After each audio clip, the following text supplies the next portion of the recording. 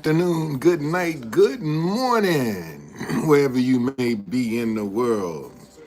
Thank you for joining me for another edition of the Truth Conductor Show. I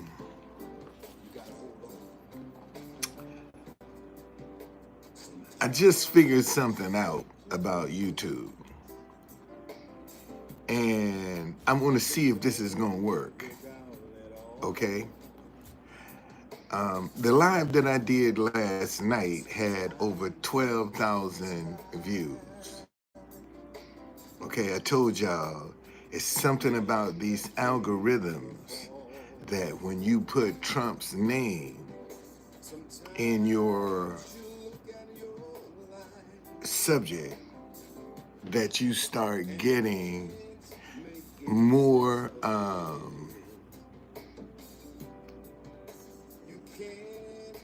views than you normally would. So I got to thinking last night, if that is the case,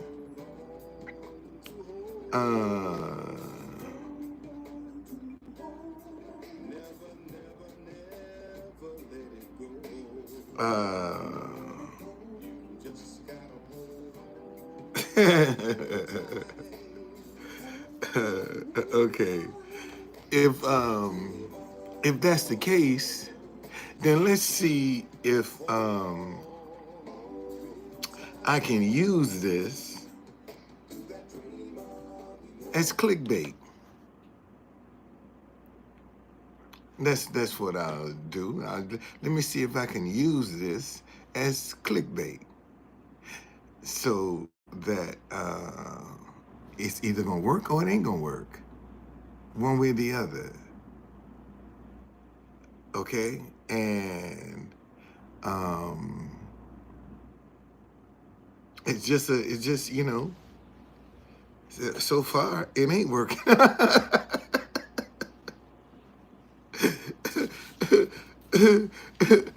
so far it ain't working because ain't nobody up in here but me. But let's see, as time go on, let me see if people start coming in. Oh, one person then came up in here. So I just noticed that these algorithms are set around him. That when you try to bring up other subjects, you don't get the kind of traction that you'll get if you're talking about Trump. So, being the creative person that I am, and since I see that this might be a pattern, why not use it to my advantage? What do you mean, True Conductor? Well, if putting his name in the subject matter is going to put me in a different algorithm, then do that. I can talk about what I want to talk about. That doesn't necessarily mean I have to be talking about Trump.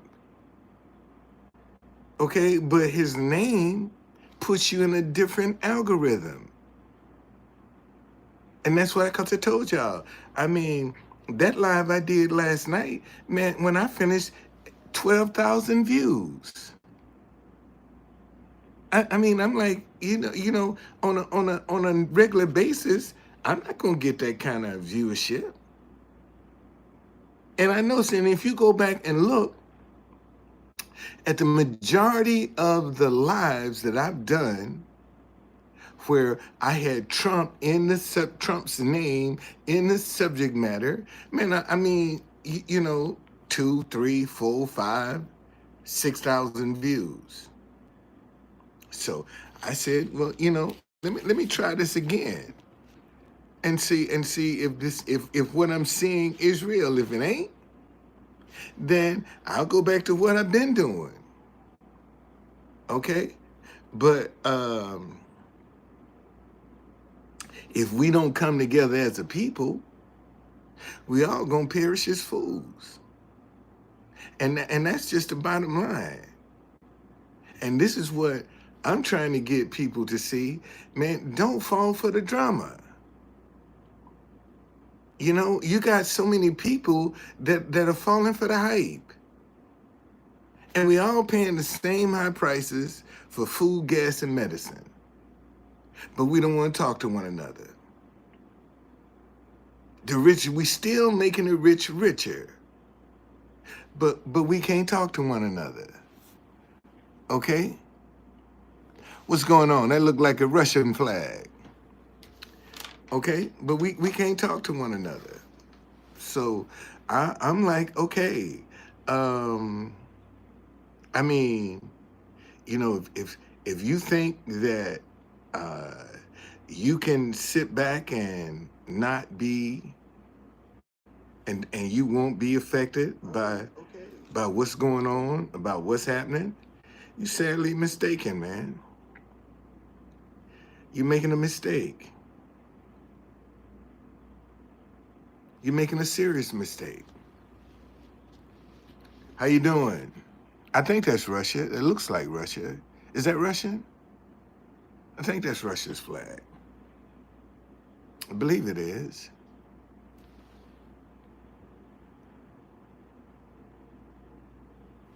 Oh, I don't understand. You whatever you just typed in.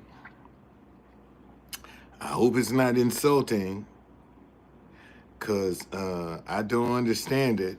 So you might be insulting. I just have to take the bitter with the sweet. Okay. I don't understand that language. It's not coming up. So, you know. But anyway. Um, Happy Friday, everybody. Normally, I would be down at the White House this time of day, but it's raining in the nation's capital. And I ain't trying to get out there and get soaking wet. And tomorrow is my day of rest. Okay, I'll be resting tomorrow. So why not just come in here today and just try to break bread with people? You know, have some conversation. Let's start talking to one another. All right. I don't know. I don't know. Okay. All right, Anton. If that's, you know, I don't know what you're saying, man. And I don't have it translated or none of that. Uh so whatever you're saying, you know, God bless you. Okay? God bless you. But the question that I ask, will Trump start a race war? Will he start a race war in America? Because everything is about DEI. DEI, woke, uh,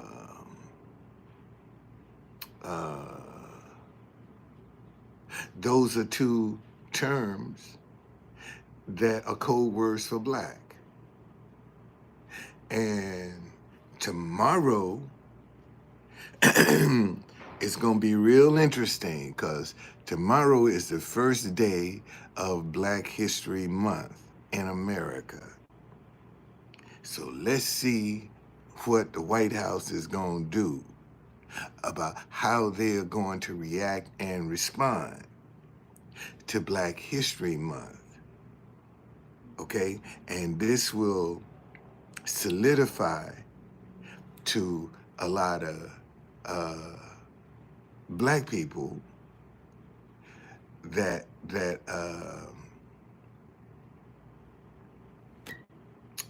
what's going on in America. Okay, man, listen, I really don't care about what's happening in Russia, because I don't live there. Okay, I really don't care. I live in America. And right now I'm concerned about what's going on in America. You see, we need to, and if a lot of people would start trying to make their homeland better instead of leaving and running, maybe the world would be a better place. You know, you got a lot of people, you know, from all over the world running from their country. Why don't you stay there and try to make it better instead of leaving?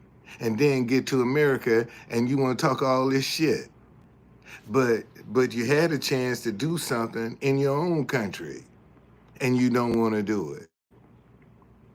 But you can come here and expect for us to pick up the load, to do what you don't want to do. And this is the problem. You know, Americans are so concerned about what's going on in the rest of the world, and our country is going to shit. We ain't doing anything to try to improve America, but we trying to save the world. And America is going to shit. And that's what we got to stop, man. You know, let's clean up America first. Let's solve some of these issues in America first.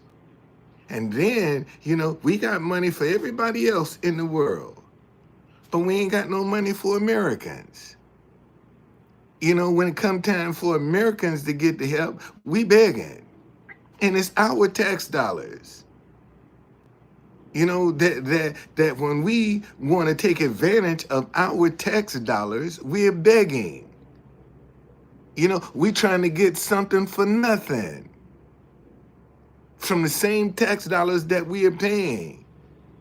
But we got money for Ukraine and Israel. But we ain't got money for North Carolina and West Virginia and Virginia. Them people still hard hit from that hurricane. We ain't got money for them. We ain't got money for the people out in California that's been displaced with that fire, but we got money for Ukraine and Israel. And I'm talking about billions of dollars.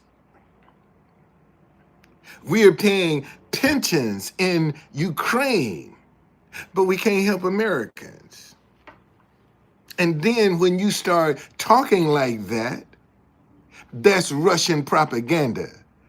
Okay, I tell you what. Since you can't speak English, let me get you out of here, because I don't know what you're saying, and I don't want. Let me just get you out of my channel. I don't know what you're saying, and you go somewhere else. Okay, don't come up in here with that bullshit. If you can't speak English so everybody can understand it, know what you're saying. Get out of here. It's just that simple. Okay. No, but we need to. But see, but here again, when you start talking about putting America first, see, they want to put restrictions on that.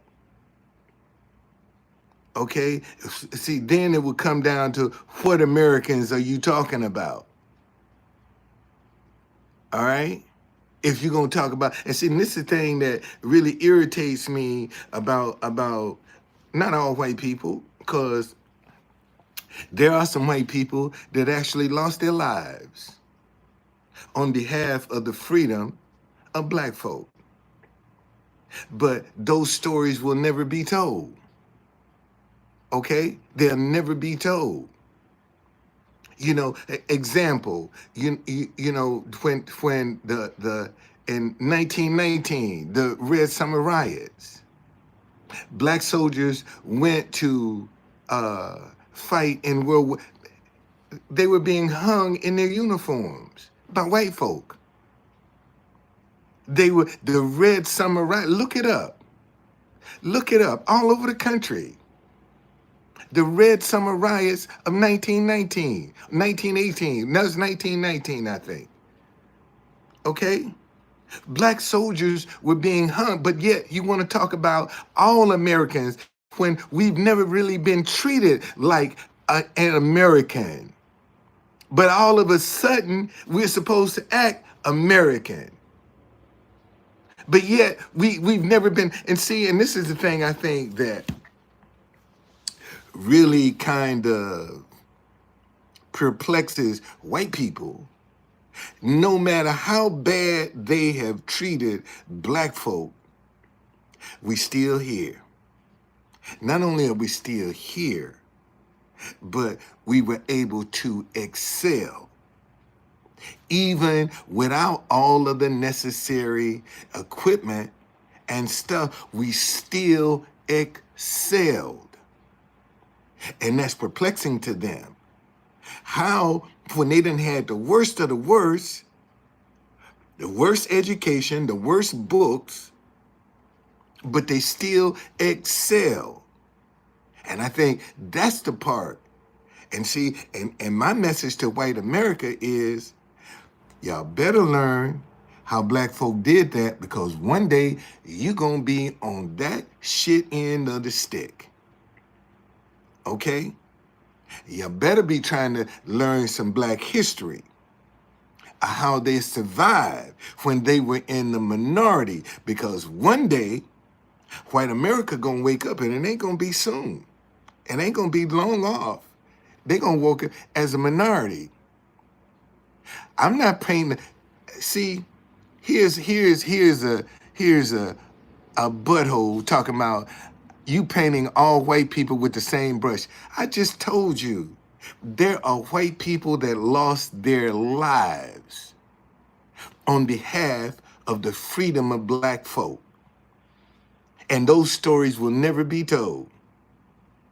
I just said that. So if I said that there are white people that have lost their lives on behalf of black folk, how am I painting all white people the same?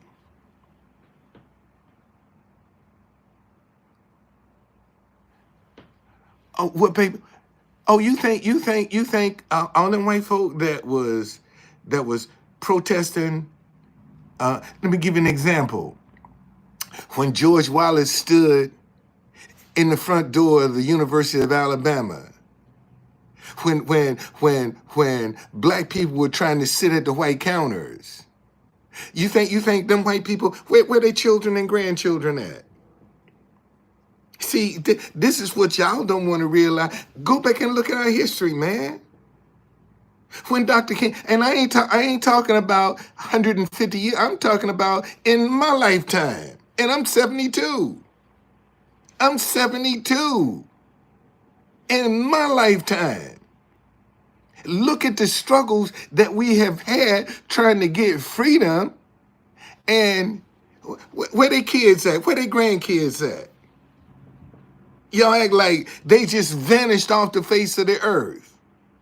Matter of fact, let me show you something. Let me show you what I'm talking about. Let me give you a good example of what I'm talking about.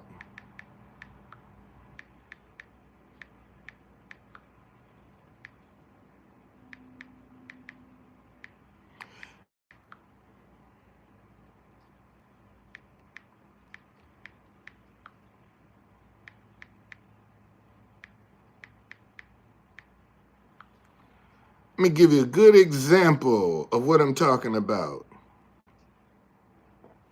All right, here's a picture. Okay, look, here's some black folk sitting at the counter. And this is probably in the 60s.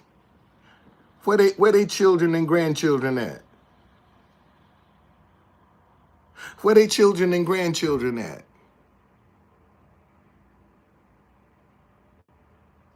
Where they children and grandchildren? See, here's the deal. This guy talking about Jews need to leave the U.S., but what umbrella are Jews hiding under? White folk. Unless they told you, you would consider them white. You wouldn't know. You would consider them white. They're hiding under the white umbrella.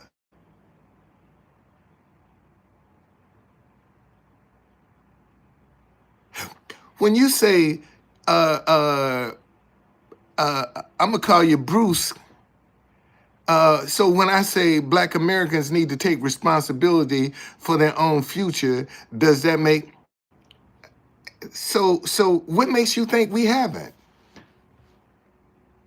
taken responsibility for our own future?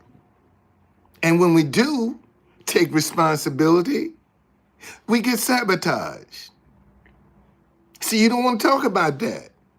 You don't want to talk about how white people, when black folk have tried to be responsible, they get sabotaged. So come on, man. What do you mean? But see, you're making a statement. Try being positive. See, here's the problem, Preston. Here's the problem. People like you don't want to have this painful, ugly, uncomfortable conversation. You see, you all don't want to have this painful, ugly, uncomfortable conversation. And that's why you can come out and say, this is easy. If I say Black America needs to be, how are we not being responsible? Let's start right there, Brewski. How are we not being responsible? Let's just start right there. So let me give you a little history. Tell me how we not being responsible, Brewski. Does it mean all black people are not responsible? What are you trying to say, man? Because you still live with a victim mentality, that's just based on the color of your skin. You can't get ahead of that. You don't have the same opportunities as ever. Chris, when have we had the same opportunities? Chris? When have black people had the same opportunities as whites in America? Chris? When? When have we had the same opportunities, Chris? What year? We've had the same opportunities. Okay?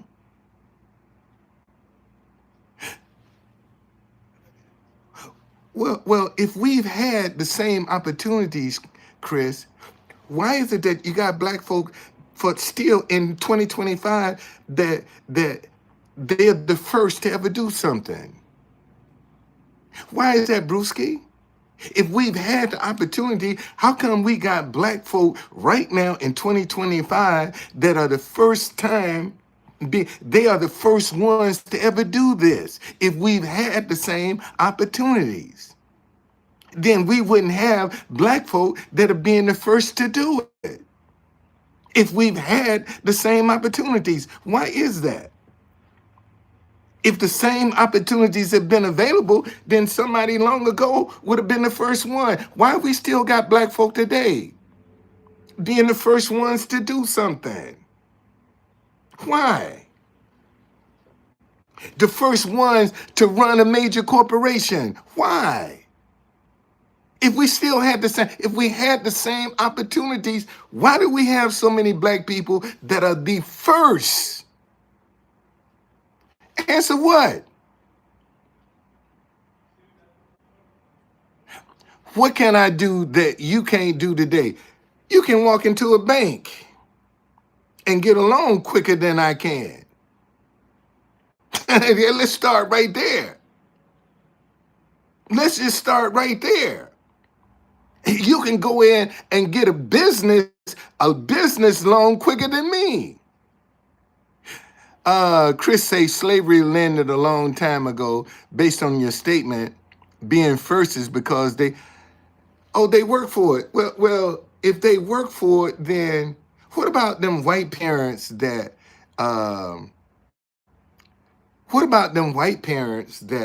were paying for scholarships for their children?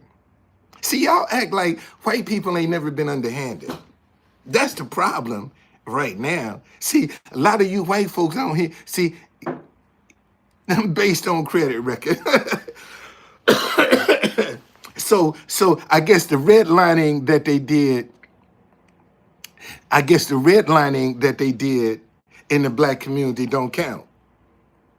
So you trying to tell me white people ain't never redlined the black community? Is that what you're saying? You don't know your own history. And that's the problem. What's going on?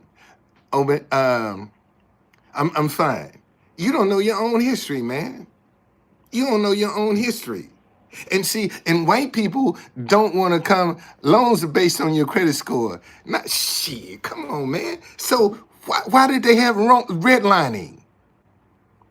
And you gonna tell me banks have never discriminated against black folk on the color of their skin? And see, and I can show you stories where black folk had to use white people in order to get what they want, because they couldn't get in there and get it themselves. Obama, how did Obama become president? You want me to tell you how? You think if Obama had some black parents, that if his mama was black and his daddy was black, that he would have been president of the United States? And speaking of Obama, Obama did more for gay folk than he did black people. Because if Obama had a black agenda, he'd be dead. If Obama went in the White House tell me what Obama did for black folk. Since you done brought him up, what did he do that improved the lives of black people? What did he do? Since you brought him up, okay, Dixie. What did Harris do for black folk? You cannot have a black agenda in America and live. It's just that simple. Okay? But if putting him on top don't mean that he's doing anything for his people. Dixie, tell me one thing, name one thing Barack Obama did for black folk. Name one thing. Name one thing Barack Obama did for black folk. And he was a black president. Name one thing. Okay? Name one thing. And you talking about Harris. Harris goes around as an Indian. Oh, he's supposed to do for all Americans, not only black folk. Oh, he's supposed to do for all Americans.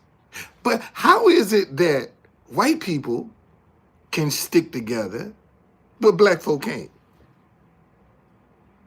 We just having a conversation here, and I hope you ain't. I hope you don't get it. See, and this is the problem when you start asking questions like this. A lot of white people get offended when you start. So how is it y'all can stick together, but nobody else can?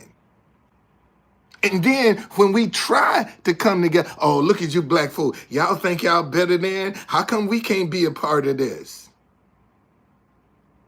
See, if right now, if the black community tried to separate from white folk, they would get offended. Oh, why is it that, why you got to have a Black History Month when every other month all you teach is white history? Jesse Lee Peterson, oh, no talking, Jesse Lee Peterson, okay? Talking about he done formed the white history. Well, that's all they teach is white history. What are you teaching in White History Month that ain't already being taught in schools? What are you teaching? But yet, only your history is what's being taught. Right now, President Trump done passed an initiative that you can't teach nothing but white history.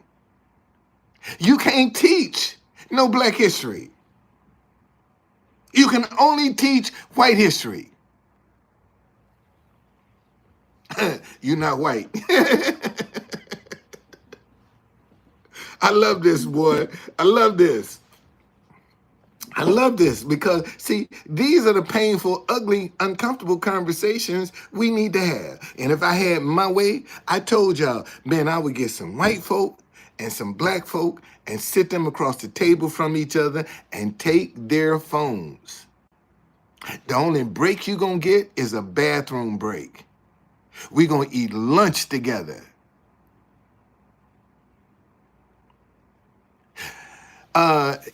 Chris says, I feel sorry for you that you feel so slighted just because of the color of your skin, because it simply isn't factual, objective reality.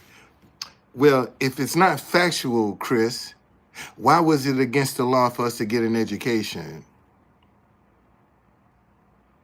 Chris, if it's not victimhood, man. See, if it was victimhood, I would be standing with my hand out. Okay? If it was victimhood, I wouldn't be creative. I wouldn't be proactive. I would be standing with my hand out if it was victimhood. See, and I'm going to tell you straight up, I told you I'm 72. If I was a white guy with this message right here, shit, I'd be a millionaire right now. Okay? All right? Was past tense? Well, tell me, Chris, are you familiar with the 1850 Fugitive Slave Act, Chris? Let me read it to you. Let me read it to you and see if anything sounds familiar today. All right?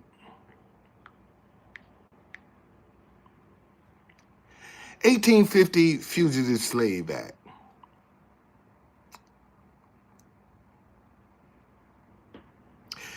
The Fugitive Slave Act of 1850 was a law that required the return of runaway slaves. Man, in fact, let me do Wikipedia. Here we go. The Fugitive Slave Act, or Fugitive Slave Law, was a law passed by the 31st United States Congress on September 18, 1850, as part of the Compromise of 1850 between Southern interests in slavery and Northern free soilers. Okay? The act was one of the most controversial elements of 1850 compromise and heightened Northern fears of a slave power conspiracy. It required that all escaped slaves upon capture be returned to the enslaver, and that officials and citizens of free state had to cooperate. The act contributed to growing polarization of the country over the issue of slavery. It was one of the factors that led to the American Civil War. By 1843, several hundred enslaved people a year escaped to the North successfully, making slavery an unstable institution in the border states. The earlier Fugitive Slave Act of 1793 was a federal law that was written with the intent to enforce Article 4, Section 2, Clause 3 of the Constitution, which required the return of escaped slaves. It sought to force the authorities in free states to return fugitives of enslavement to their enslavers, and they didn't want to participate. Okay? Okay? All right? See, Chris, if you don't know your past, you'll always be screwed in your future. And see, the problem with most of y'all, see, people like you he says it was horrible thing that no longer exists. Really? So you think that mindset has been destroyed? Get out of here, man. Black people are the only folk in America that have to justify why they are where they are. They have to justify it. They got to justify why they are where they are because of the 1850 Fugitive Slave Act. That mindset has been, wait a minute, let me finish reading. Let me finish reading. All right, let me finish reading. In response to the weakening of the original Fugitive Slave Act, Democratic Senator James M. Mason of Virginia drafted the Fugitive Slave Act of 1850, which penalized officials who did not arrest someone allegedly escaping from slavery and made them liable to a fine of $1,000. Law enforcement officials everywhere were required to arrest people suspected of being escaping enslavement on as little as a claimant's sworn testimony of his ownership. In other words, white people could come up and say, man, I own you. And you ain't have no defense. I own you. And listen, habeas corpus was declared irrelevant. The commissioner before whom the fugitive from slavery was brought for a hearing, no jury was permitted. The alleged refugee from enslavement could not testify, was compensated $10.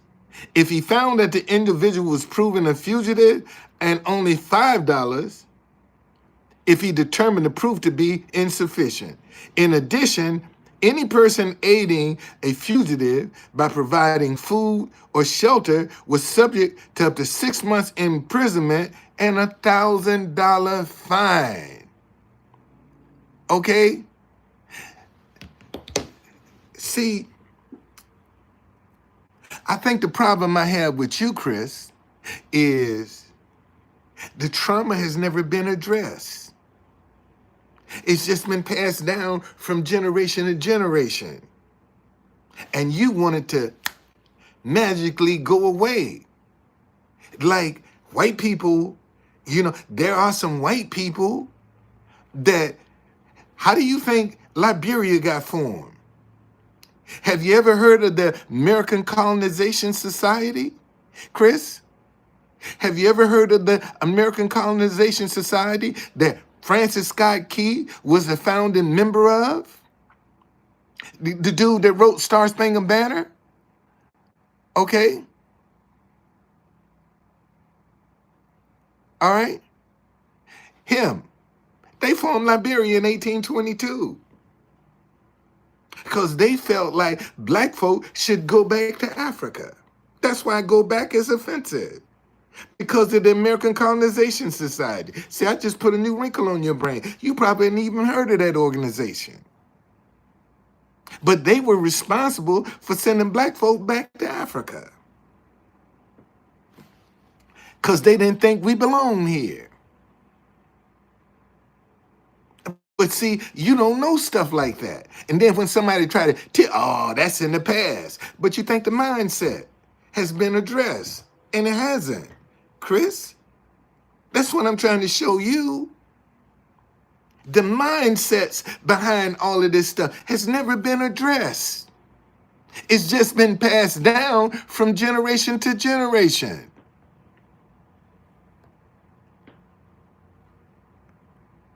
Okay? What's going on? Anita, thank you for joining me.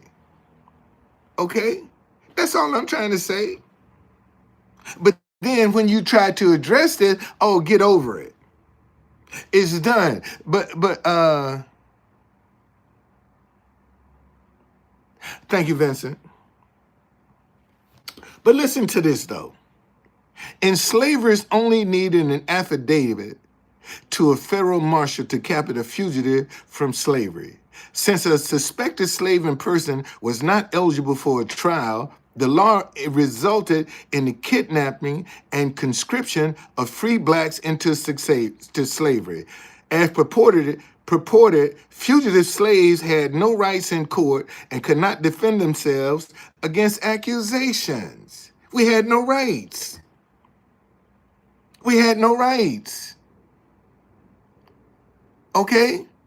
We had no rights. But we're supposed to get over that. We're supposed to ignore the trauma that has been inflicted on us. All because of the color of our skin. We're supposed to get over that. Have you heard of COINTELPRO, Chris? Let me read you about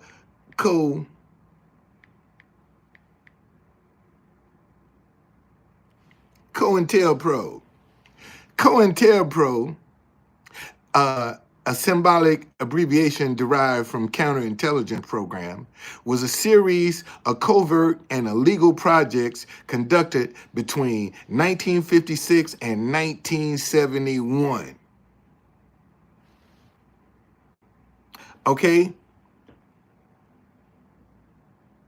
By the United States Federal Bureau of Investigation. FBI aimed at surveilling, infiltrating, discrediting, and disrupting American political organizations that the FBI perceived as subversive. Did you know that, Chris? Notice it said from 1956 to 1971. Shit, I'm 72. I was born in 53. So that's in my lifetime. That's in my lifetime. Chris? Okay? All right? Listen. Groups and individuals targeted by the FBI included feminist organization, the Communist Party, USA, anti-Viet war organizers, activists in the civil rights and Black Power movement, Martin Luther King Jr., the Nation of Islam, and the Black Panther Party, environmentalists and animal rights organization, the American Indian movement, Chicano and Mexican American groups like the Brown Berets and the United Farm Workers, and independent movements including Puerto Rican independence group such as the Young Lords and the Puerto Rican Society. Come on, man. Okay. All right. Anita say, I know because my ancestors were some who were sent to Liberia. Some were natives who were redesigned Negro. I write 7 books about my Afro-Indigenous ancestors. They sent them back. Liberia was formed in 1822. From black folk that matter of fact, I think it's Martin Delaney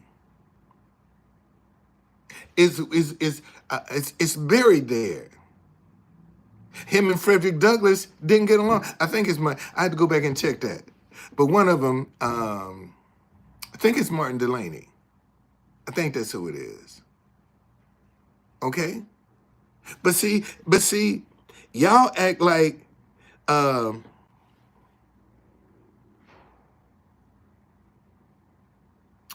The FBI has used covert operations against domestic political groups since its inception. However, covert operation under the official COINTELPRO labeled between 1956, the official chronology of the problem is subject of debate. According to a Senate investigation, if COINTELPRO had been a short-lived abbreviation, the thorny problems of motivation, techniques, and control presented might not be safely regulated.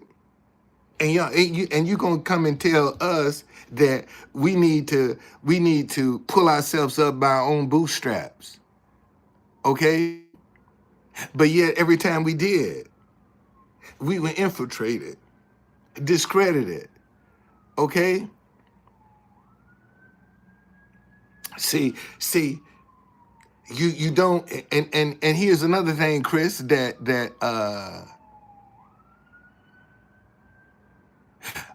love language say we would never, and we never. I'm indoctrinated because we didn't come from Africa, so love language. Tell me where your nappy hair came from. Love language. Where did your nappy hair come from? Love language. Where did that come from? Where did your nappy hair come from? Couldn't have came from America. Let's just start right there. Where did your nappy hair come from? If you didn't come from Africa, then how come you can't find no, I'm talking about black as this thing right here, black folk that was already in America. How come you can't find them in America? Love language. Why is that? Why is that? See, you Negroes get on here talking about we was, man, if civilization started in Africa, where you think we came from?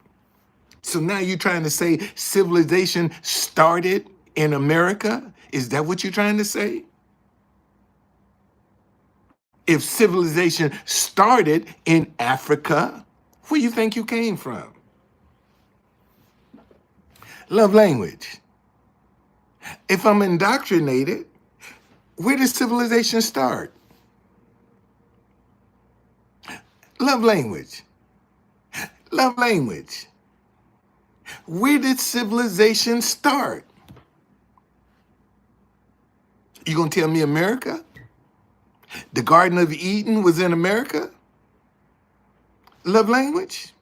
Is that what you're trying to say? The Garden of Eden started in America?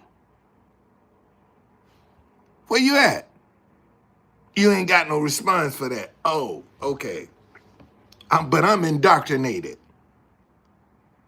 I'm indoctrinated. Come on, man. Come on.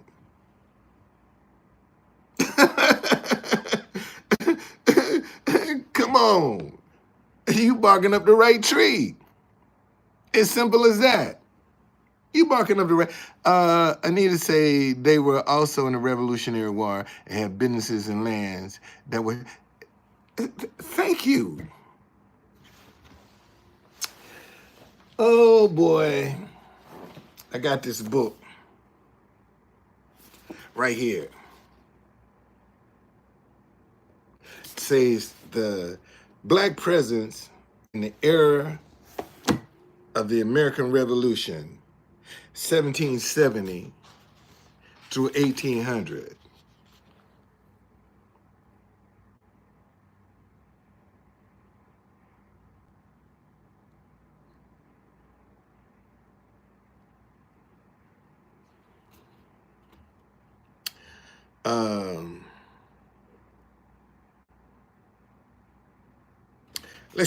Let me go to 55.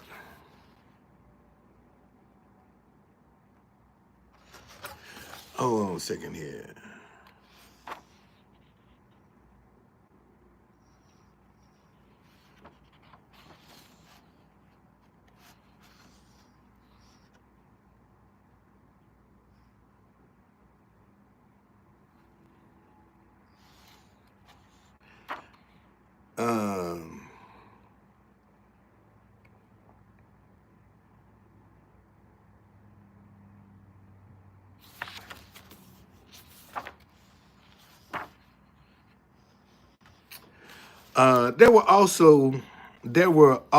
There were two all-black units in the Continental Army, and the third, which voyaged from Haiti with the French.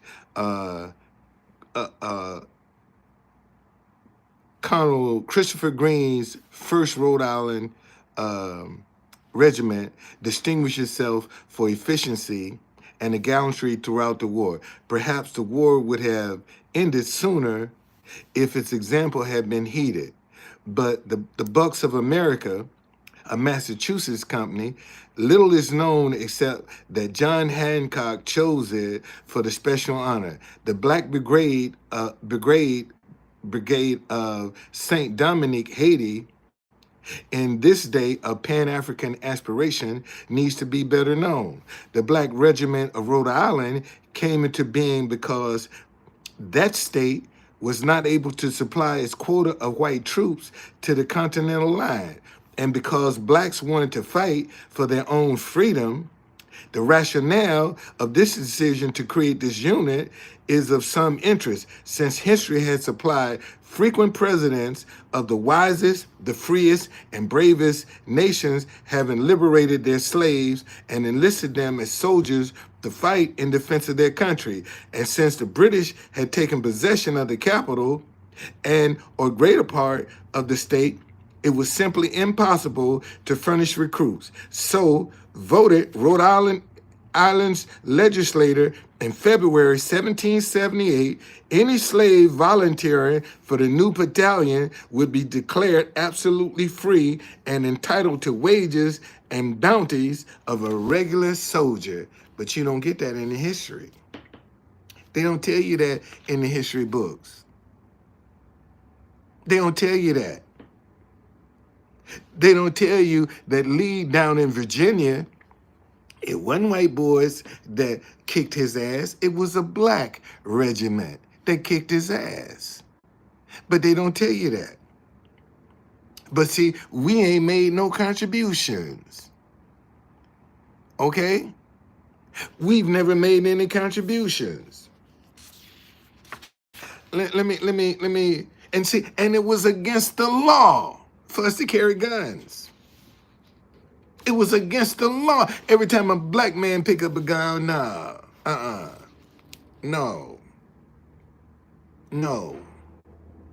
No. Okay? So, about all that is known of Boston's all-black unit was recorded in 1855 by the pioneer black historian William C. Nell. At the close of the Revolutionary War, John Hancock presented the colored company called the Bucks of America with an appropriate banner bearing his initials as a tribute to their courage and devotion throughout the struggle. The Bucks, under the command of Colonel Middleton, were invited to a coalition in a neighboring town, and en route were requested to halt in front of the Hancock mansion in Beacon Street, where the governor and his son united in the above presentation. 3 years later, at the same meeting, from the rostrum of which Wendell Phillips plays Crispus Attuck as the man who dared, an exhibit of interesting relics and monumentals of olden age included the banner of the Black Company as well as a flag presented to an association of colored men called the Protectors, who guarded the property of Boston merchants during the Revolution. Sitting in the audience was Mrs. K, daughter of the ensign who received the banner from Hancock. During the Civil War, Nell presented the banner to the Massachusetts Historical Society, whose proceedings for 1862 described it as a silk flag bearing the device of a pine tree and a buck, with the initials JH, and GW over a scroll on which to appear the words, the Bucks of America. Now, when have we taught the history of the Bucks of America? What history book have you seen that story in? Not one. Not one. Okay?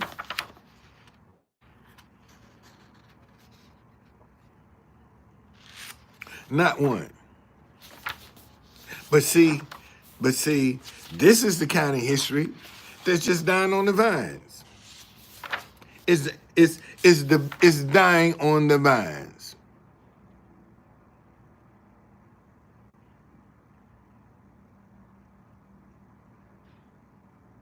Wow.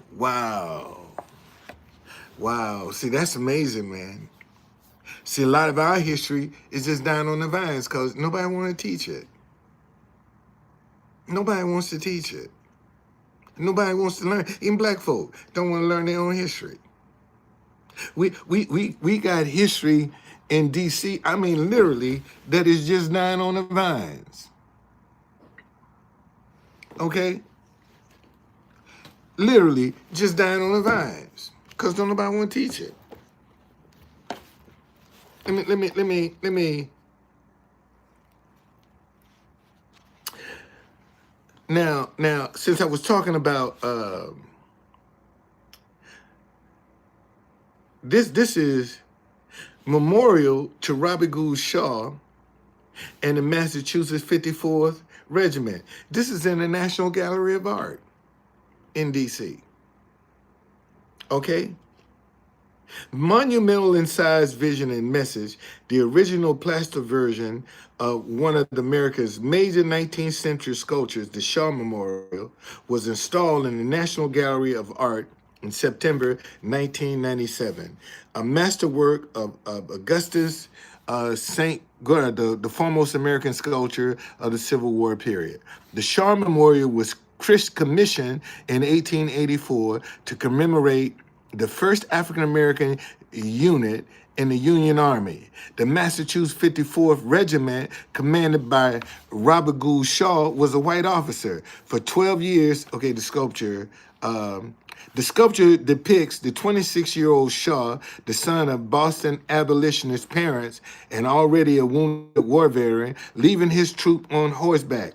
After training his 1,000 recruits, they marched through Boston streets, passing poets and pacifists, John Greencliffe Whittier and Frederick Douglass, whose sons had joined the regiment and who had lobbied President Lincoln for the inclusion of black soldiers in the Union Army.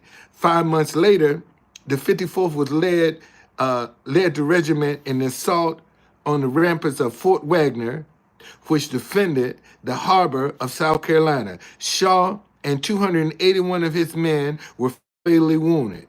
Clara Barton and Harriet Tubman were eyewitnesses to the battle that was celebrated in the recent movie Gloria. And you know what they did? The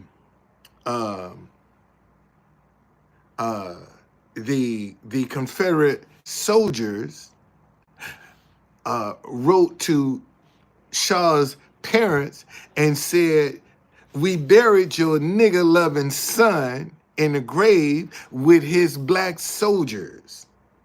And his parents' response was, "Good, because that's where he would want to be." Okay? See, and in DC, because it was against the law for black men to carry guns, when we had to train for the Union Army, we had to go out to Roosevelt Island. Matter of fact, the first monument that was dedicated to Abraham Lincoln, the Emancipation Statue, originally had black men with guns, and they said that cost too much. And they put a picture of a black man kneeling before Lincoln. Archer Alexander, the last slave captured under the Fugitive Slave Act in Missouri. That's a true person.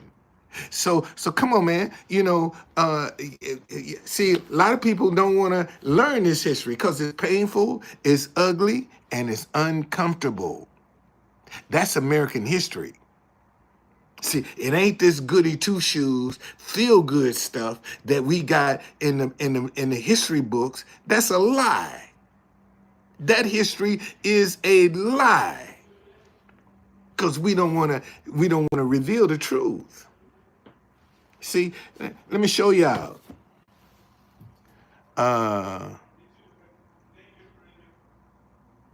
Man, we got a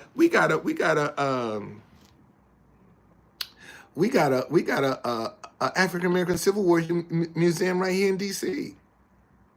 We got one right here in DC. See, a lot of people, look at this. Georgetown was all black. Originally, Georgetown was all black. A lot of folk don't know that. You go over there right now, you'd be hard pressed to find a black family living in Georgetown.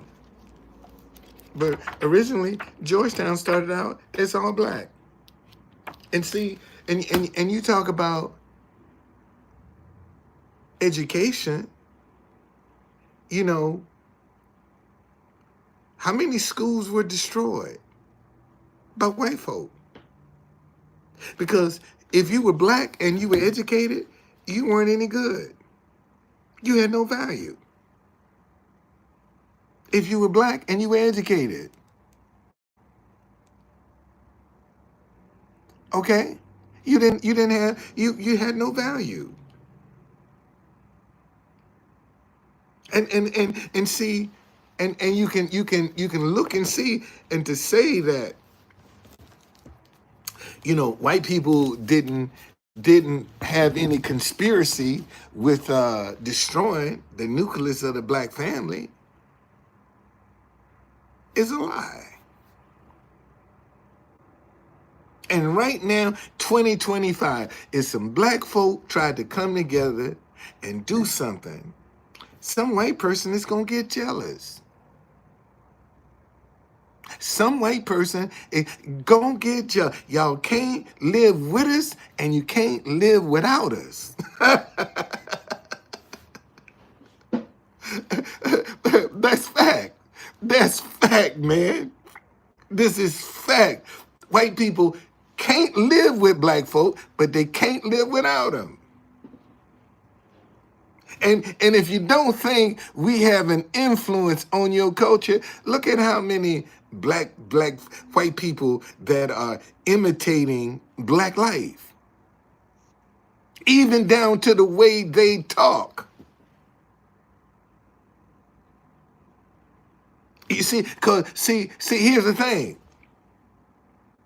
See, if a black person speaks correct English, they're acting white. Or let me say that shit again. If a black person is, I don't know anybody who hates because of color. What?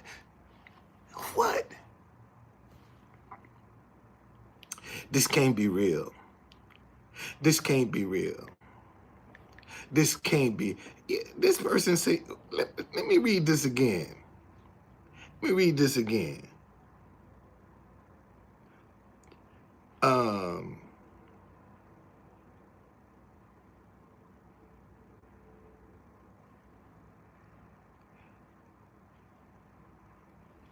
Sideways say, I don't know anybody who hates because of the color of your skin.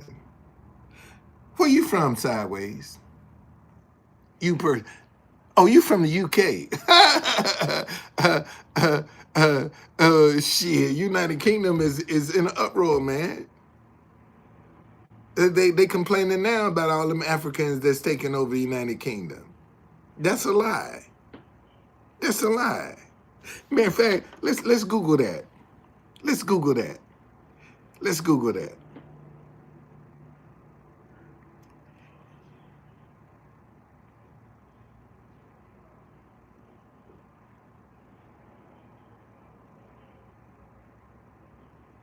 Let's Google if there's racism in the UK.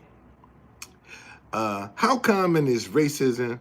More than a third of people from ethnic and religious minority groups in Britain have experienced some form of racial assault.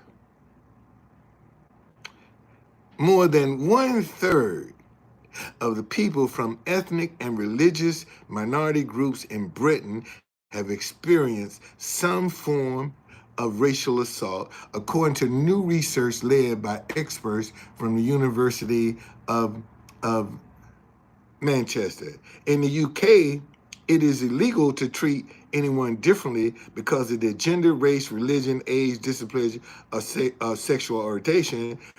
Racism is unacceptable. It is a serious offense to injure. Okay, let's see when it ended. What is the racial breakdown? Government data about the UK's different ethnic groups. 82% of the people in England and Wales are white, and 18% belong to Black, Asian, mixed, and other ethnic groups. And that 82% is slowly declining. Am I right or wrong? Oh, there is some. Okay. Oh, I think it gets twisted. Okay. But there is some, man. There's racial tension all over the world. Whether you want to acknowledge it or not, whether you want to acknowledge that or not.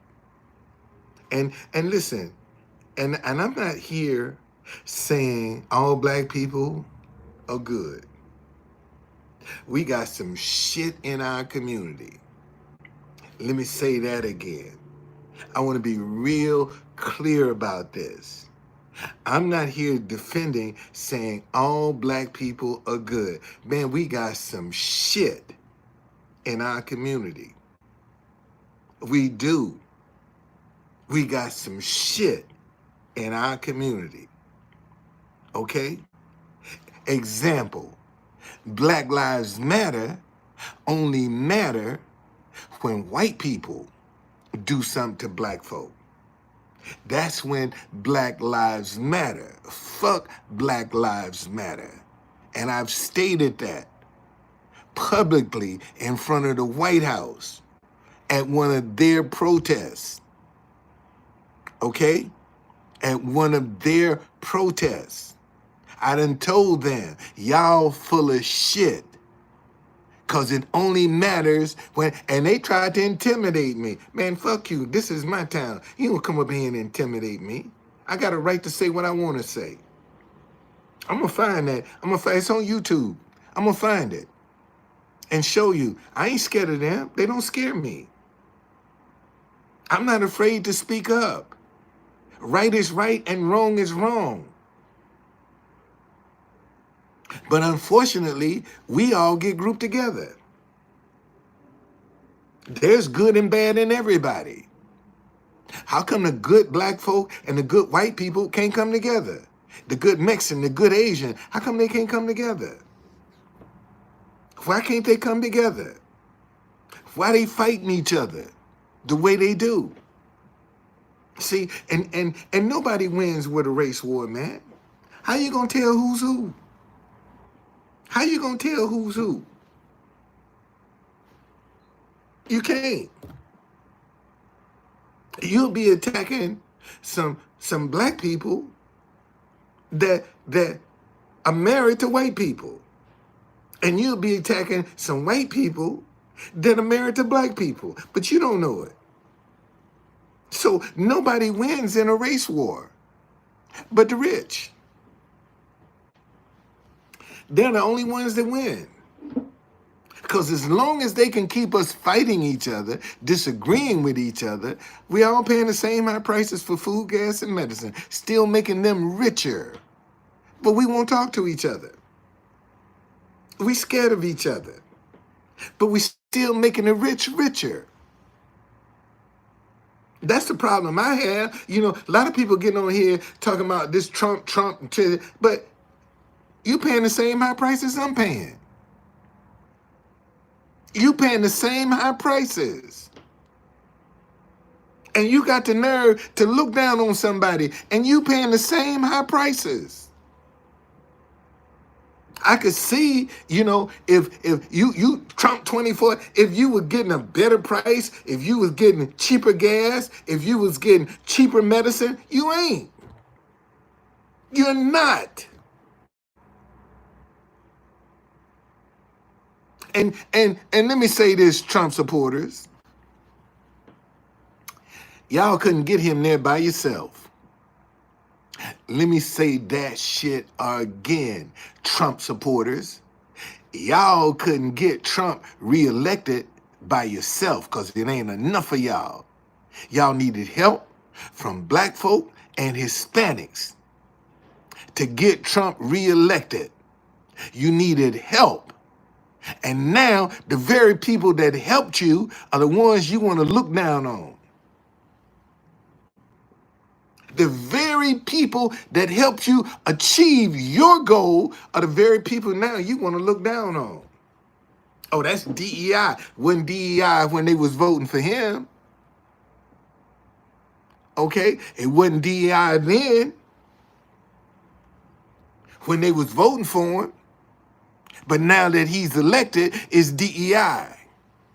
You don't think you had some DEI vote for people voting for Trump?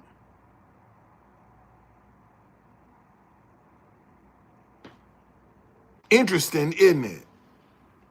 But don't nobody want to talk about that. Because he now in there. And see, I'm telling y'all, you dig one hole, you might as well dig two. And see, most folk are under the impression that it's black people who are the majority on welfare, and it ain't. We ain't but 14% of the country.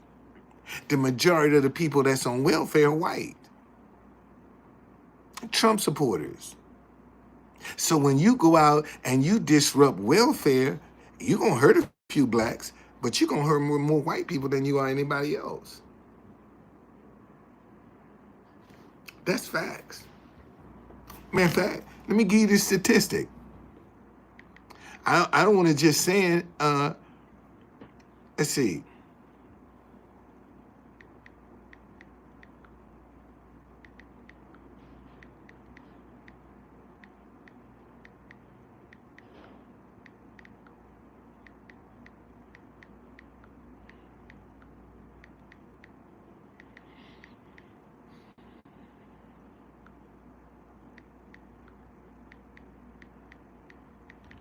Listen to this.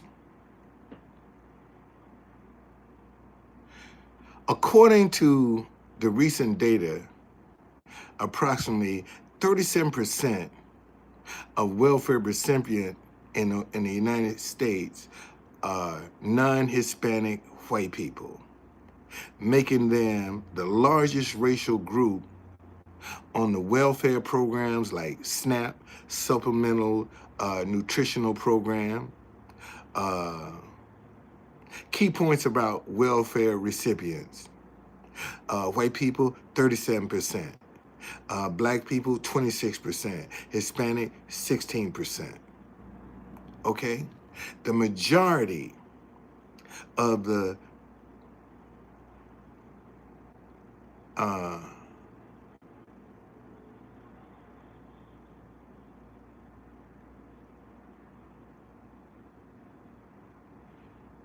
are white people that are on welfare. But yet they want to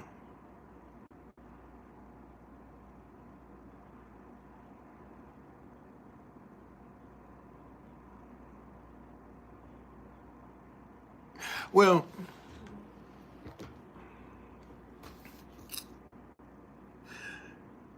we can only have hope in America when we sit down and want to have these painful, ugly, uncomfortable conversations. That's the only way we're going to get hope in America.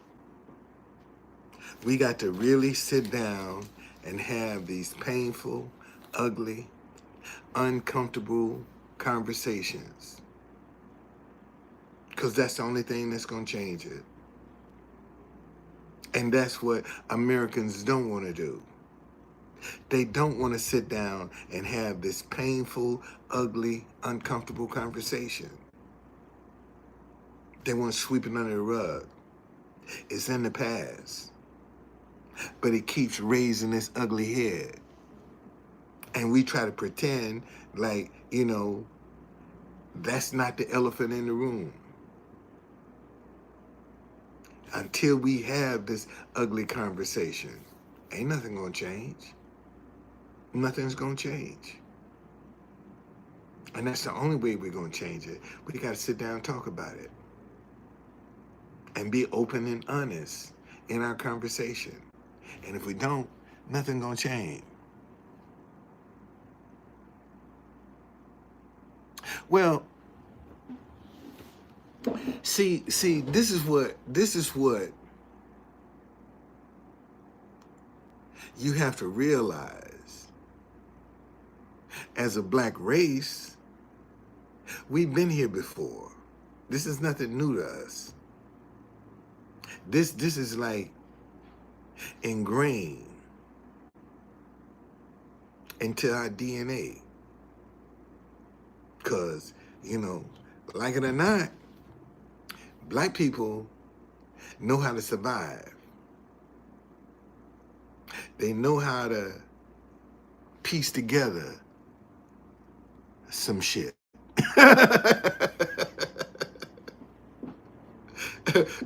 We just know how to piece together shit, man, to survive, because we learned it from our ancestors. And it's ingrained in our DNA. Where you think soul food came from?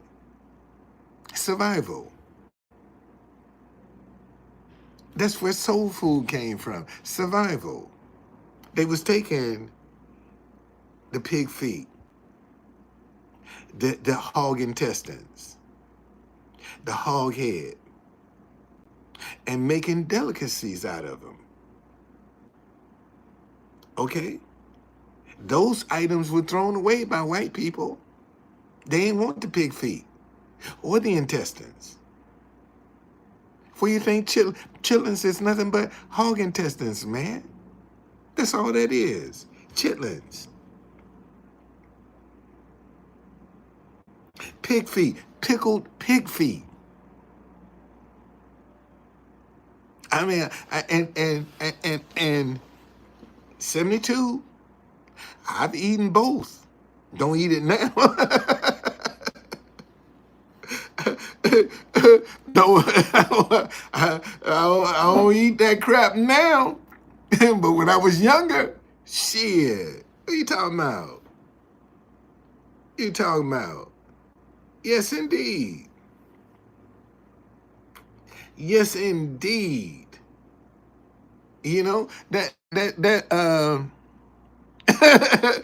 I'm telling you, we know how to survive, man.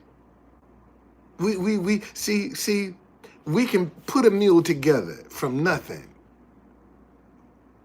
That's what black people can do, is put a meal together from nothing. And it be enjoyable. Man, I remember every Sunday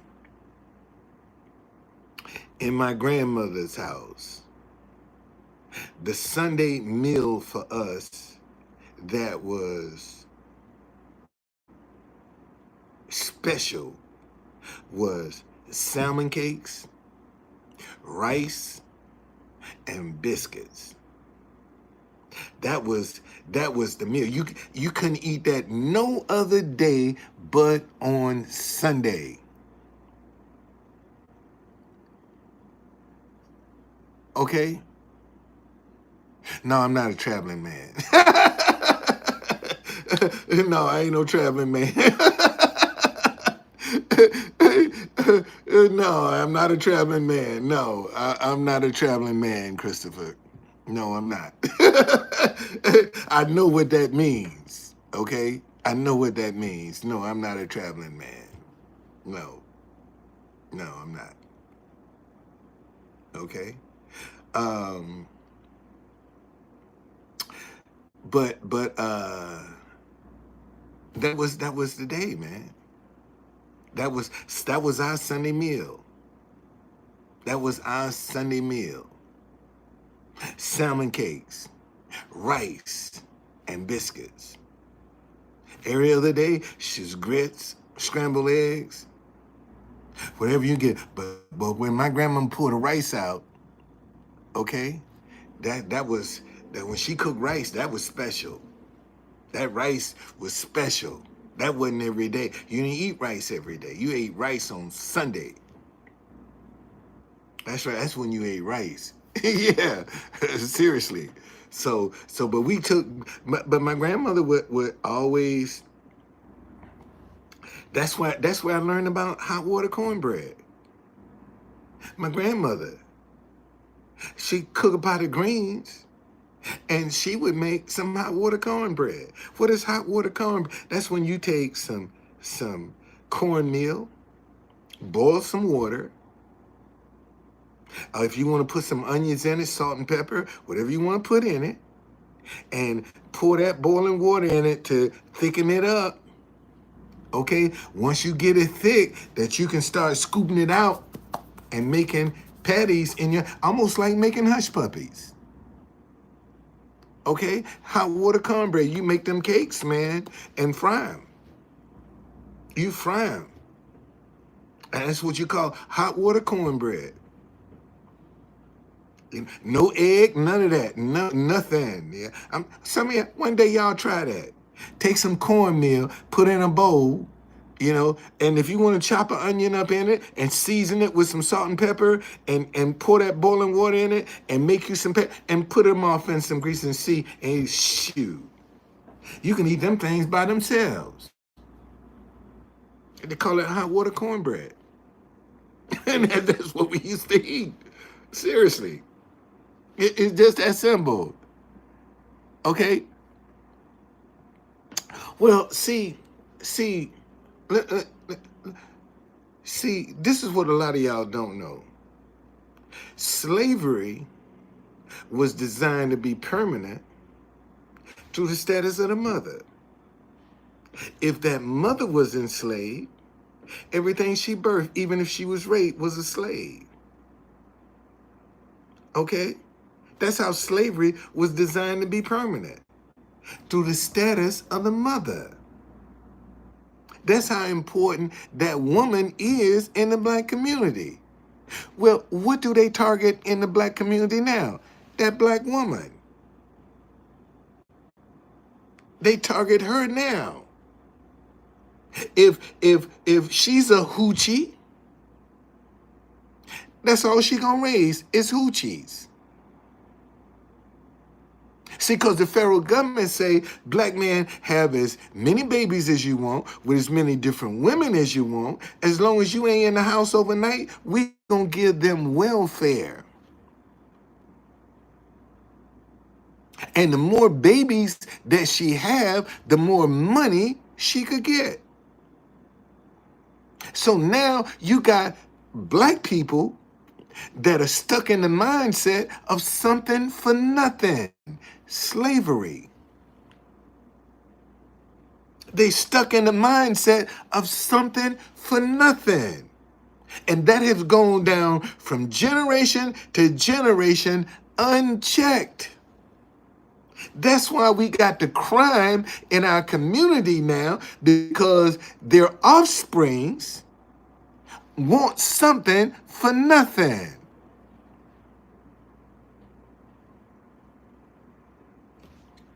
They'd rather take yours than to work for it. But see, SK8 say, you ain't wrong, but there needs to be self-accountability. But when you don't have, when you are taught not to have any respect for yourself or your family, how you gonna learn? If you can come out here and do this negativity, see, the penitentiary is the only place slavery is still legal.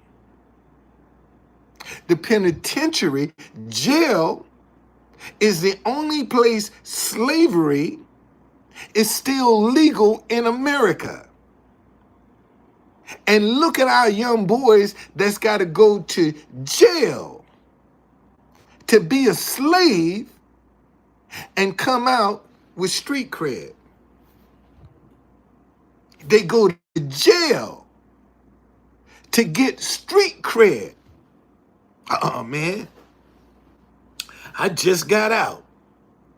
And I'm supposed to have sympathy for you because your ass just got out. But yet, the black kids, boys and girls that are honor roll students, doing the right thing, can't even get the time of day. But that joker with his pants hanging down around his ass, all of the money and resources are going to them. Not the ones doing right, but the ones that are doing wrong. So there's no incentive because they don't see doing it right working. They only see drug dealers, entertainers, and athletes are the ones that they see successful in our community. That's all they see successful. And if you think I'm lying, name the last rags to riches story you know of in the black community that everybody know about. And I guarantee you, some kind of way, they was tied to some Jay-Z. Jay-Z was a fucking dope dealer. He didn't get where he cheated to get where he had a head start. He didn't start with his mind. That boy was a dope dealer and brag about it. We'll glorify that. But we ain't gonna glorify nobody doing it the right way. But I got 31 people up in here. I dare any one of y'all to name a rags to riches story, period. But the rich is still getting richer. But you can't read no rags to riches story. Why can't none of us break through?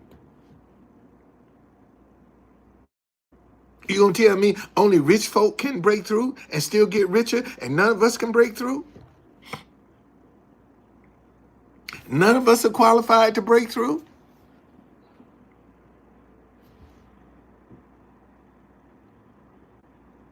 See, because when one of us try to break through, what you gonna do with the money? See, now all the suspicion. What you gonna do with the money? Who that money gonna benefit? And I'm being positive. I have people with this sign right here. You know, if I give you a donation, who that money gonna benefit? Who is it gonna help? It's gonna help me. I don't know if I want to do that. If you're gonna benefit from it, being positive, I'm sorry, I can't help you. I can't help you being positive. But now if you want to come out here and denigrate Joe Biden, if you want to put him down, I give you as much money as you need. If you put Let's Go Brandon on that sign, which means F Joe Biden, I give you all the money you need. You'll help me being negative, but look at me suspicious when I'm trying to do it the right way. Make it make sense. Make it make sense.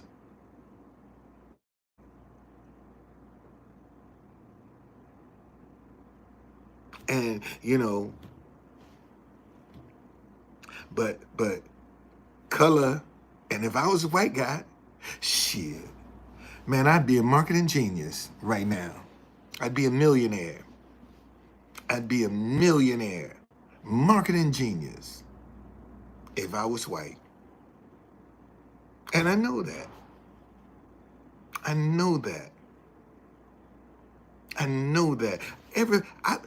I bet you there's not one person in here that can disagree with this message right here.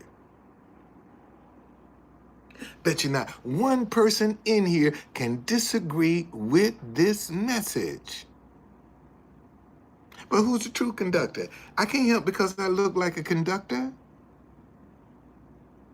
I can't help that.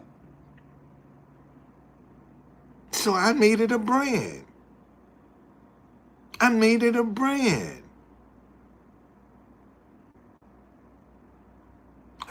ain't stealing from nobody. I ain't cheating nobody. I ain't lying to nobody. I came out and used my God-given talents to create a brand. Because people used to say, man, you look like a conductor. I went to get some bread. And this, I know she's from Russia. And she said, you work on the train? I said, no, that's just my brand. Just my brand. And truth conductor is nothing but a messenger from God. That's all. Anybody can be a truth conductor. I just happen to look like one. So I made it a brand.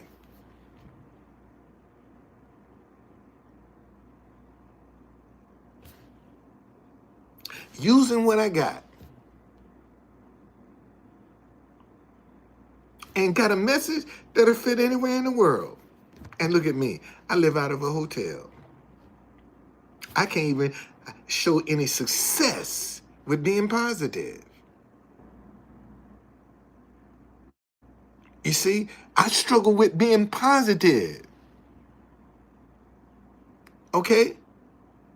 And got the answer. And this is the answer. Because somewhere along the way, we've gotten hate and disagreement to mean the same, and they don't. That's the problem. People think hate and disagreement mean the same, and they don't. And we don't put that conversation on the table. Because when you disagree with them, oh, why you hating me? I don't hate you. I just disagree with your analysis. If I hated you, I wouldn't want to have anything to do with you. And that's all over the world. We've gotten hate and disagreement to mean the same.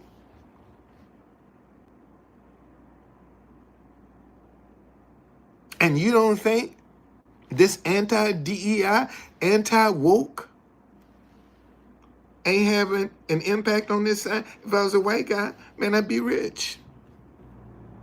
I'd be rich. But because I'm black, oh, who that money gonna benefit? What you gonna do with it? Shit, I'm 72 years old, man. I don't need no whole bunch of cars. I want to restore my caddy. I got a 1996 Fleetwood, okay? I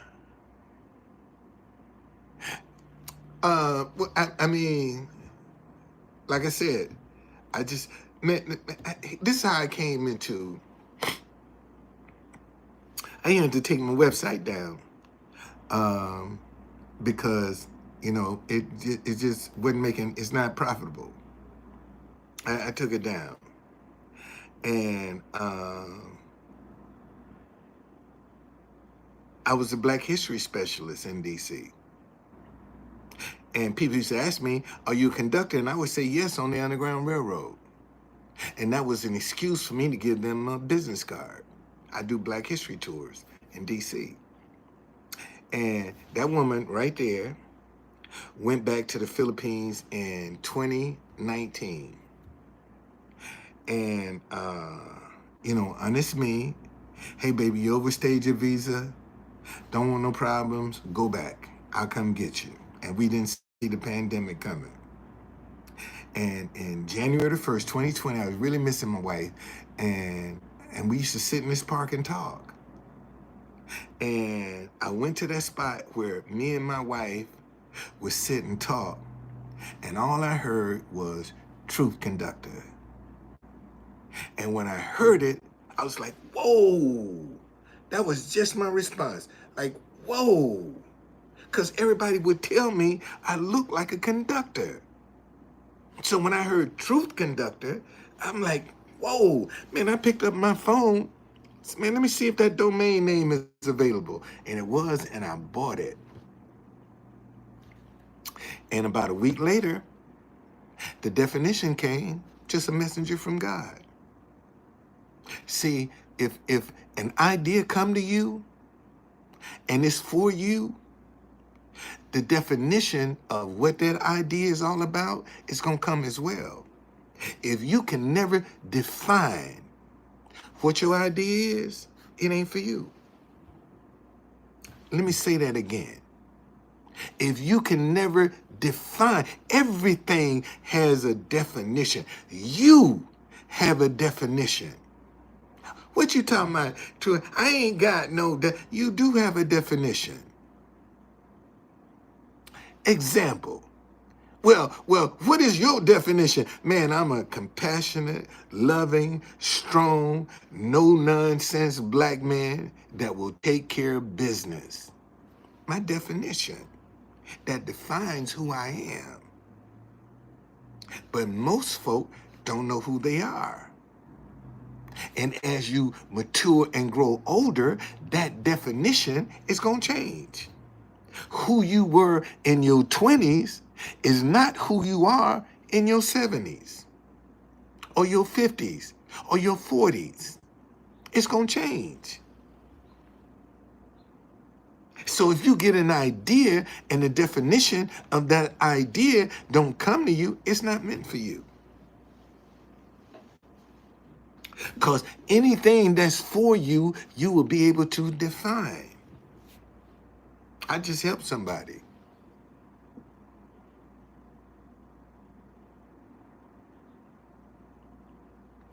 You're absolutely right. She said, if you ask the person, give me 5 reasons why you love yourself, they wouldn't be able to tell you what you said. Think about it, man. Most folk don't even know why they love themselves. Because that's something they don't think about. But they can tell you why they love somebody else. But they can't tell you why they love themselves. And in order to do anything, it's got to start with you. See, instead of you looking for somebody else to change, you change. See, you're looking for change in somebody else, and you want to stay the same. So what changes? If you're not willing to change and you want everybody else to change, everything gonna stay because you're looking through the same lens. But if you won't change, you change, and you'll see change. You want happiness in your life? You be happy, and you'll start seeing happiness. That's what you're gonna attract to you. Happiness, because you're happy. If you're miserable, upset, and angry, that's all you're going to attract to you. That's all you're going to attract. Because the seed you sow, so shall you reap. And if you're disgruntled, angry, always got drama going on, that's all you're going to get in your life. Because that is what's consuming you. See, and a lot of people don't want to be real and honest about the things that consume them. If all you think about is sex, what you think you're going to attract to you? Somebody that ain't got no morals and no principles, that all they want to do is be freaky. That's all you're going to attract. Because that's what's consuming you. That's simple. It's just that simple, man. And folk act like they don't want to accept it and they don't want to believe it or they don't want to experience it. But it starts in you. It starts in you.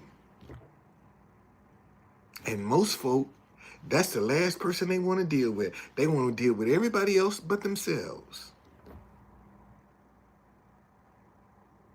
Everybody else but themselves. But you change. And your environment will change. And you can't expect your environment to change and you stay the same. It won't work that way. It's not going to work that way. So, and that's why I keep trying to tell people, man, get away from this negativity. Get away from the negativity, man. All the drama. That's just a distraction. That's all that is a distraction. To keep you from, it's one that keeps you reactive rather than proactive. See, as long as you reactive, you're going to respond to stuff when it come up on you. But when you're proactive, you out in front of yourself. You way out in front of yourself. You scanning the horizon when you're proactive. You anticipating some stuff when you're proactive. And you can only learn from making mistakes. Let me say that again.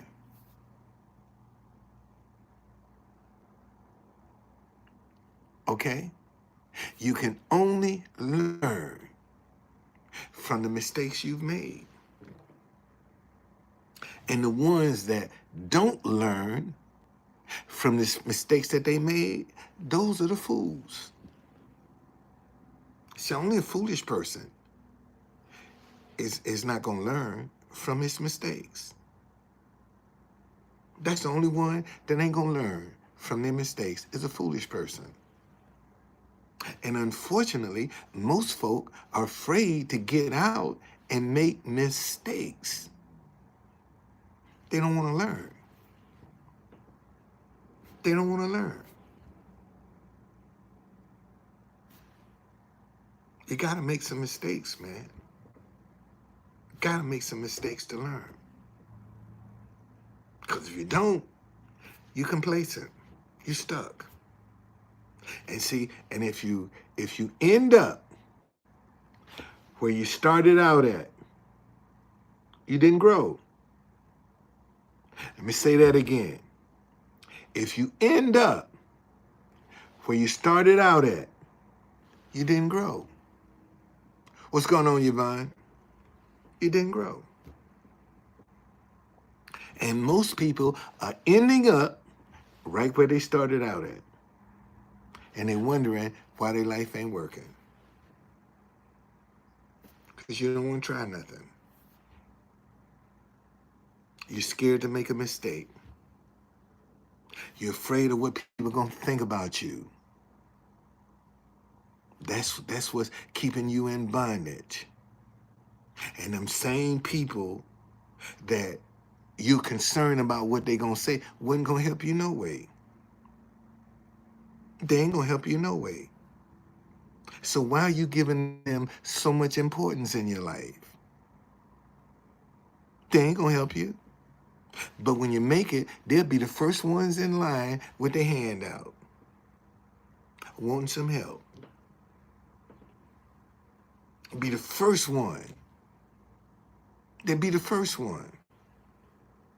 That's why you got to be cautious about the people that's heaping praise on you because you have arrived. And when they come and tell you, oh man, I knew you was gonna make it. I knew one day you was gonna get out of that hotel room, but you never helped me. You never lifted one finger, but now you're proud of me. Now you're so glad about my achievements, but you never lift one finger to help me. And I'm supposed to be impressed because now you're proud of me. Man, get gone. Get out of here. I ain't interested in that. That don't faze me. And see, a lot of y'all get caught up in that praise. Oh, yeah, you get infatuated with that stuff, and they bullshitting you. Because all they trying to do is get in a position that you can give them something. Because now they know you got it.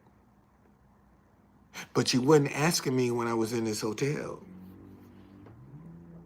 You wasn't proud of me when I was in this hotel. Now that I'm out, you want to dump all these accolades. Man, I don't need that shit.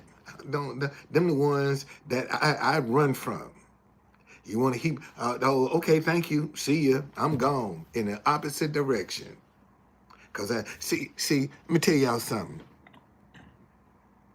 You know the person you need to avoid?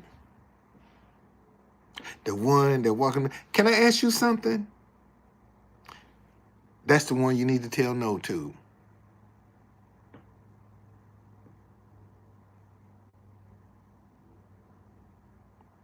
You're welcome. You're welcome, Yvonne. And they just show will. But listen, the person that come up to you and say, "Can I ask you something?" is some shit behind that. Let me say that again. The people that come up to you, "Excuse me, can I ask you something?" No, not interested. Because there's some shit behind that. And if you think I'm lying, go back and look at all of the people that's done walked up to you. "Can I ask you something?" And you be regretting you said yes. Because they got some shit behind it. Okay? They getting you drop your guard. Because when you say yes, oh, buddy, it's on and popping now. And they going to hit you with the okie doke. A sob story to manipulate your feelings. You see? And that's what these, and see, y'all got to be careful, man. All these sob stories, people running about, shit, a lot of that shit is made up. It's made up. Because if you start asking questions, it ain't going to line up. It will never line up. See, sob stories never line up. Never line up. They never line up. All you got to do is start asking some questions, and you're going to see, man, that ain't, there's something wrong with this. It ain't lining up. What you're telling me don't make sense. And you get offended because I'm asking questions. And you are in offense. Something's wrong with that. Like I'm not supposed to ask questions. I'm not supposed to inquire. I'm only supposed to accept whatever it is you're telling me and believe it. And most of it is a lie, because that's what they see working. They don't see the truth working. They don't see honesty working. They only see lies and deception working. That's all people see working, is lies and deception. That's all they see working. So that's what they gravitate to, what they see working. And you get caught up. And now you done been had, and you don't want to help nobody because you didn't learn from your mistake. Pay attention, y'all. Pay attention. There's good and bad in everybody. This is what I need people to see. There's good and bad in everybody. Unfortunately, society lumps everybody together. There's good and bad in everybody. And you got to learn how to recognize good. That's what you got to learn.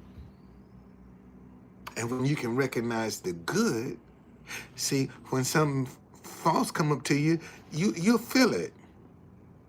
That's why you have to walk a righteous lifestyle, man, because when you true and honest with yourself and somebody come up with some ill intent to you, man, they ain't gonna make, you just ain't gonna be comfortable around that person.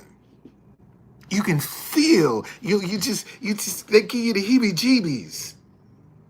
You can feel their negativity because you ain't comfortable. You see, and a lot of y'all dismiss that. When somebody walk up to you and you can feel, God damn, man, it's just something about this person rubbed me the wrong way. But now you drop your guard. You didn't pay attention, and you can't get mad because you was had. Because you had the warning and you didn't heed it. You didn't heed it. And that's why I keep telling y'all, man, see, because being righteous does not mean you're perfect. That's how the enemy has tricked Christians, because, oh, ain't nobody perfect. How you gonna live a righteous lifestyle? You ain't perfect. No, I ain't perfect. I still will cuss you out, mofo. But I ain't gonna hurt you. I ain't gonna take advantage of you. Don't say I ain't gonna get mad. Don't say I want, you know, if you You cuss too much. I might do. I mean, sometimes you got to teach people how to treat you, and sometimes that ain't pleasant. I had a girl. I used to love this girl, boy. Matter of fact, she's the one prepared me for my wife. She showed me how to love my wife. A black woman showed me how to love my wife.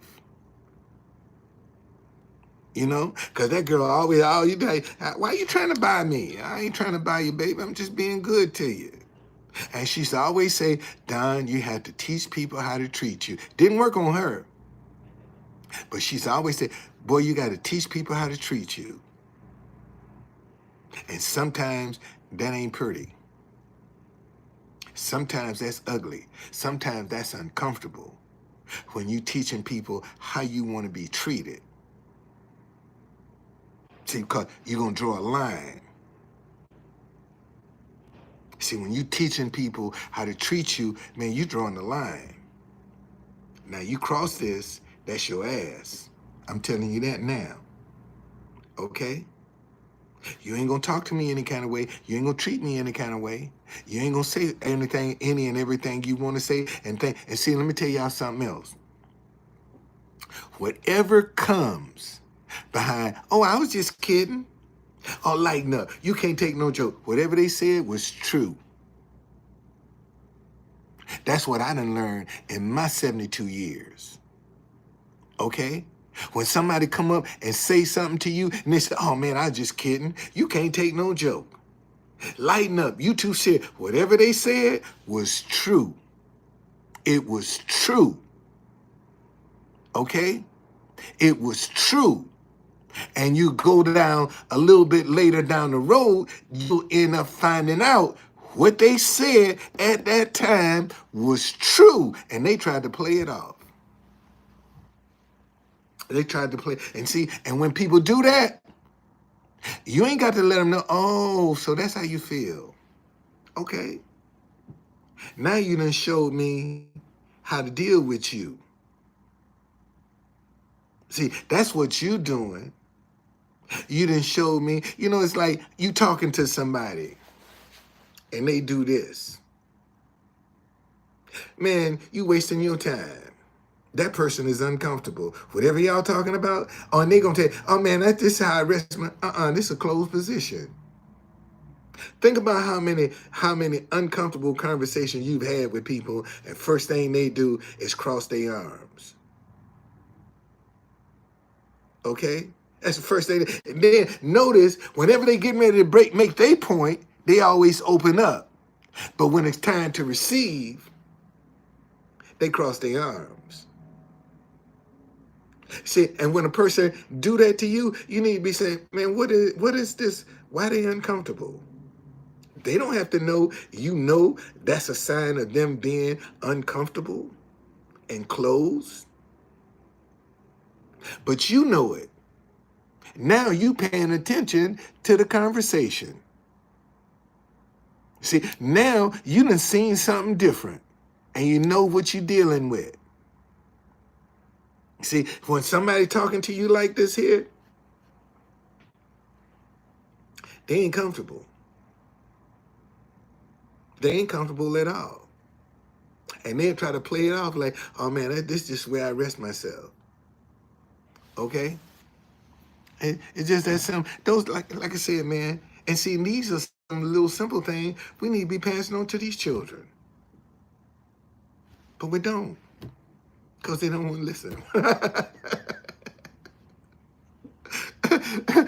They know it all. They got all the answers. They ain't trying to listen to what you got to say. They know it all. And don't know nothing. All right? So anyway, I just thought you know, like I said, man, I noticed that when I put Trump's name in my title, you know, I'm interested to see at least 1,000 people have been through here. At least 1,000, maybe. Last night I did a live and I had 12,000 views. So I just said, let me try this again today. Put his name in there, you know, have a topic dealing with Trump, and see how many people come in here. Because if I was talking about living out of Proverbs, should I have 4 or 5 people? Ain't nobody interested in living right. They ain't interested in that. Because they don't see living right working. That's the problem. Nobody, but the minute people start seeing that living right actually works, they have a different mindset. But right now, they only see wrong working. Okay? They only see wrong working. So, um, and you know, it is what it is. It is what it is. But all I can do is just do my part. And if you don't ever try, you'll never learn nothing. If you never try, you'll never learn. And that's all I do is come out and try. And I learned something. I learned something. I see stuff because I pay attention.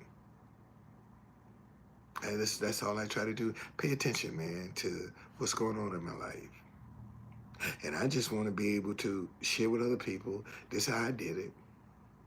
This is what worked for me. And adversity guards the door to success. The closer you get to the door of success, the more your life gonna get turned upside down. If success was so easy, everybody would be there. Everybody would be successful. Success ain't easy. That's why you got people selling their souls, compromising for what they call success, and they still not happy. So if you know, don't blame it on the devil, man. You might be close to the door of success and don't even know it. And it's trying to see if you really want it. That's all. That's all adversity is going to do, is to see if you really want it. Because if you want it, you're going to work through it. If you don't, you're going to throw in the towel. Just that simple. And look how many, man, that's one of the reasons I've been at this 4 years, man. 4 years I've been at this message.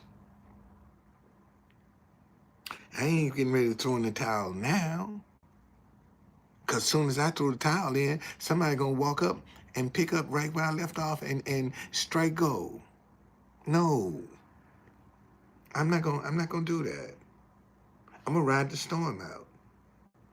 Because, see, I tell y'all, every day, man, every day, when I start getting discouraged, every day, this is the scripture that I keep telling myself. This is Galatians chapter 6, verse 9. And let us not grow weary while doing good, for in due season we shall reap if we do not lose heart. That's what keeps me going, man. I mean, that's what keeps me going. To all of the rejection and negativity and you know, people walk by you like you don't even exist. You know, ignoring you. I mean, I'd be at the White House, man, and I see him dancing to my music. And they'll walk by me like I don't even exist. And that scripture right there is what keeps me afloat. Don't grow weary in doing good, man, because you'll reap if you don't lose heart. And that's what I believe. And that's what I stand on. That's what I stand on. Okay? Don't give up. Keep trying. Keep trying. And my grandmama used to say, baby, if you kill the head, the ass gonna die. That's just how she used to say it.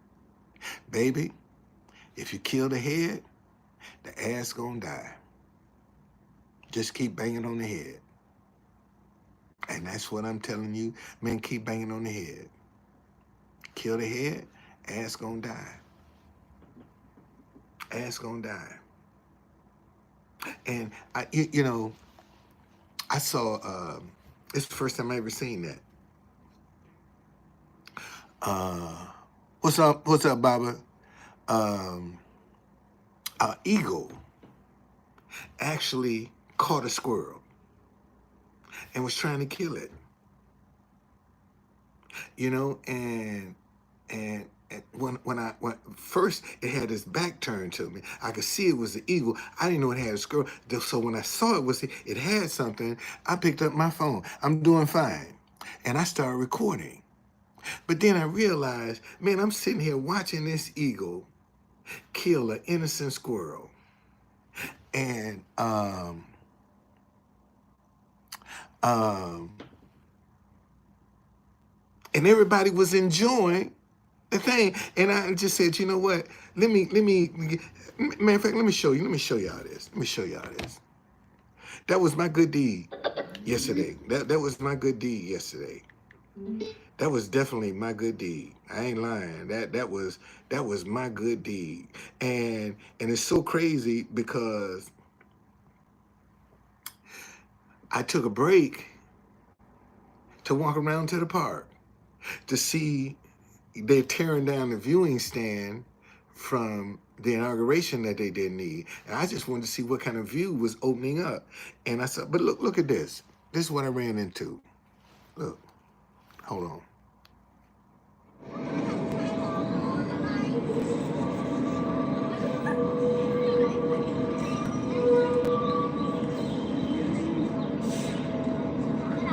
He gonna swoop down and got that squirrel, man.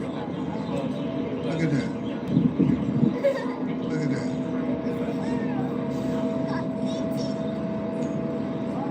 Got that squirrel.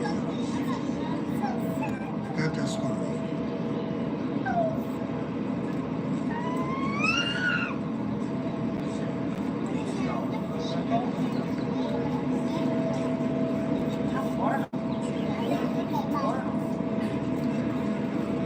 Let that squirrel go.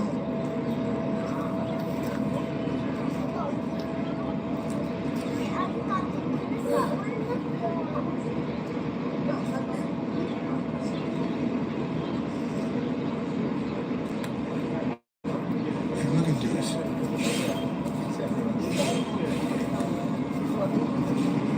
Got that squirrel.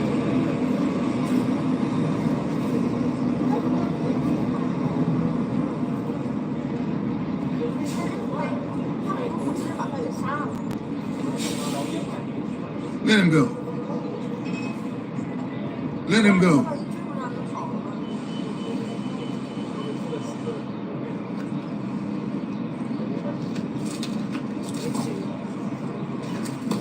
Let him go. Let him go.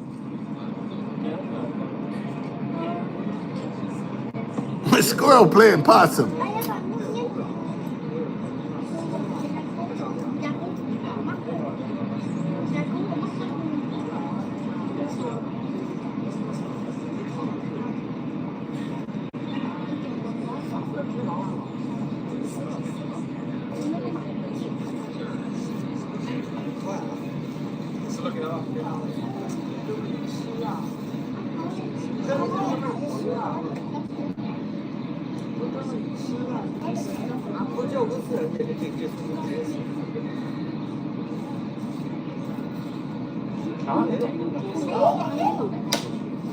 Go.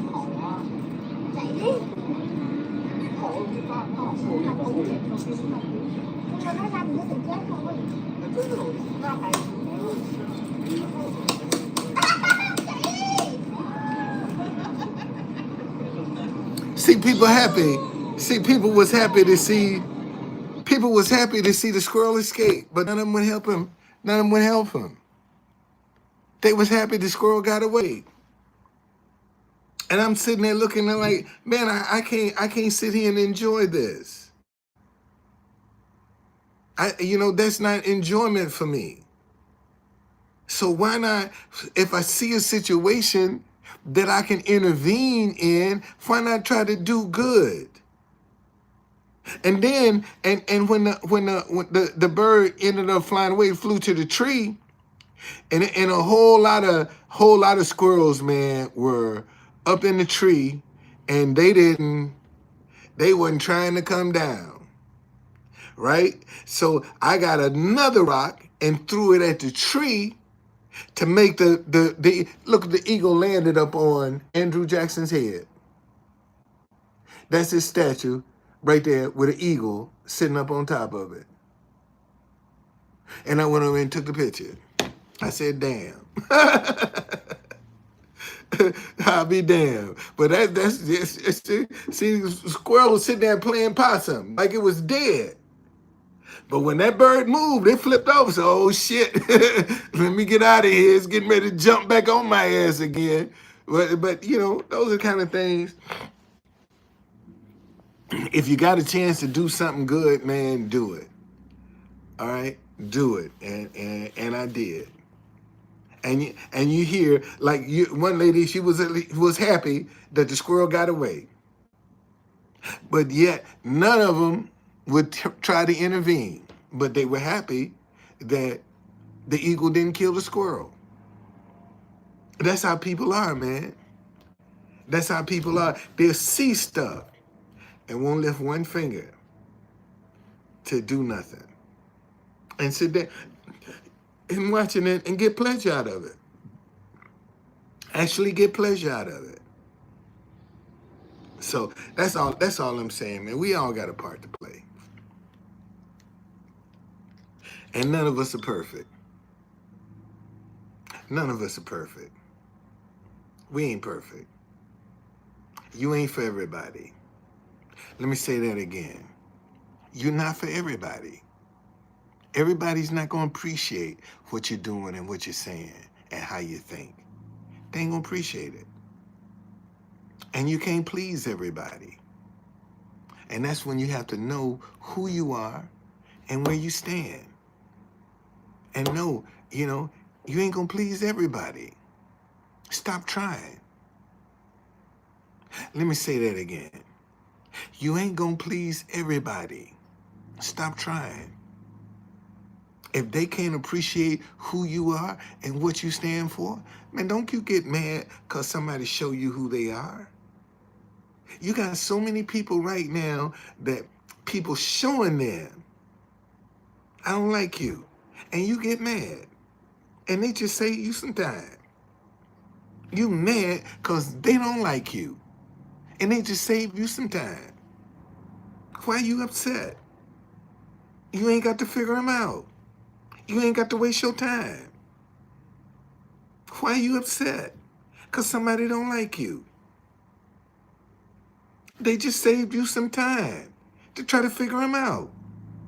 They revealed themselves. Stop being upset at people who are revealing who they are. If they don't have, if you're in a relationship and somebody don't appreciate what you bringing to the table, why are you upset? Get up from the table. If they don't appreciate what you bringing to the table, why be in an abusive relationship? Get up from the table. Get up. So, but most of y'all scared because you don't want to be alone. And not realizing, man, that person has just prepared you for the person that really supposed to be into your life. See, I'm going to say this, I'm going to go. When you truly love somebody and they don't appreciate who you are, you know what they just did for you? They just showed you where the love was in your heart. You know what it feels like. You know where it's at. They just didn't appreciate the love that I told you, black woman, showed me where the love was in my heart that I can give to this one. When she came along, see, now I know where this love is. I know what it feels like. Because I've been there before. But if you ain't never been there before, you're going to be scared. But I've been there before. So since I've been there before, loving her ain't hard. Because I've been there before. That's the difference. Man, I hope y'all got something. I hope I helped somebody. Okay? I hope I helped somebody. If I did, good. If I didn't, man, I just keep trying. That's all I can do is keep trying. That's all I can do. Just keep trying. Okay? Y'all be blessed, man. I'll be back tonight.